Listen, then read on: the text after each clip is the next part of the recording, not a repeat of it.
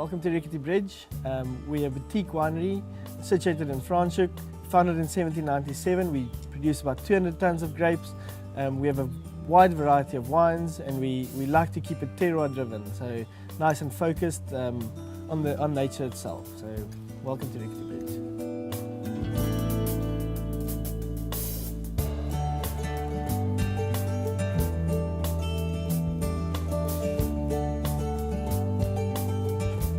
Okay, so this is a typical soil structure that we have on the Dussenberg slopes here at Rickety Bridge. These are all granite slopes, so you can see very well structured. It is, you can see a bit of the decomposed granite in between, but still all your little rocks, so with a bit of clay percentage.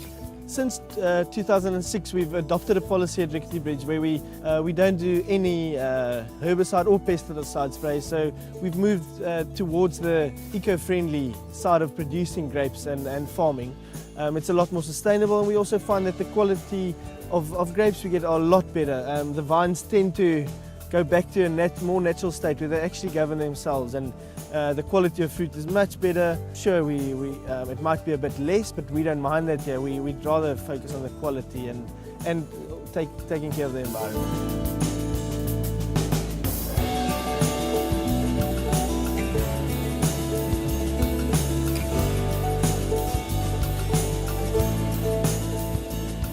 At Rickety Bridge, our winemaking philosophy is to keep it simple.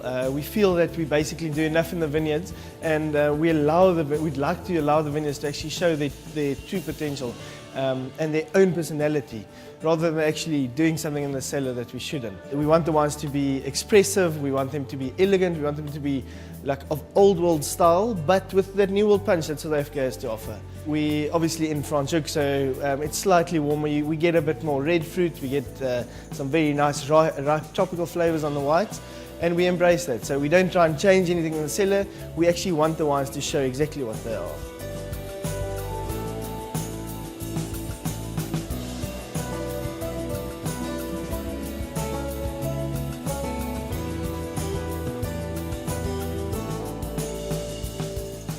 This is our reserve Cabernet. It's a little bush vine vineyard that we have on the property. It's very low yielding, nice small concentrated berries, and we put it in this barrel. We hand destem it, and after that we leave it in here for 6 weeks to actually just extract all those really good stuff out of the skins. The berries stay whole, as you can see. They basically remain whole berries right up until the end.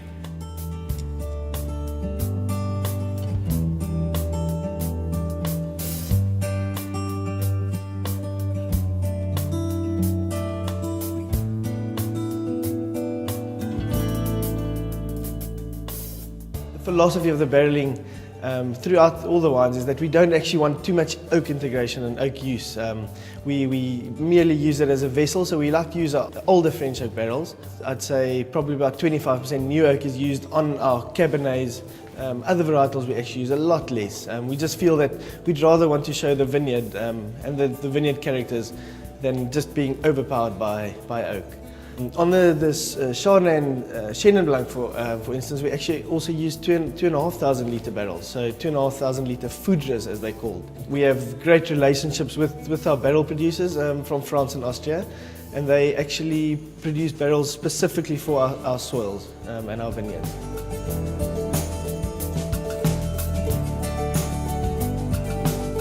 Okay, so this is the Rickety Bridge Paulinus Reserve Cabernet Sauvignon.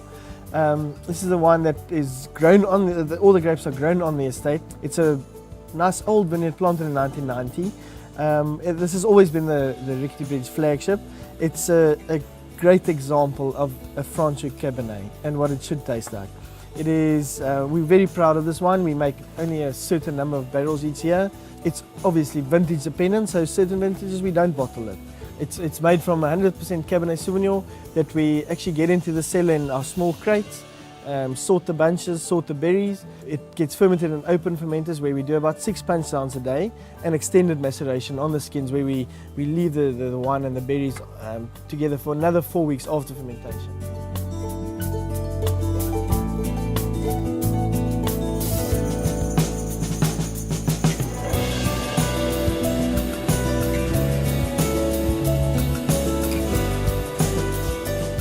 So we're focusing on some nice terroirs, some various cultivars that we like working with.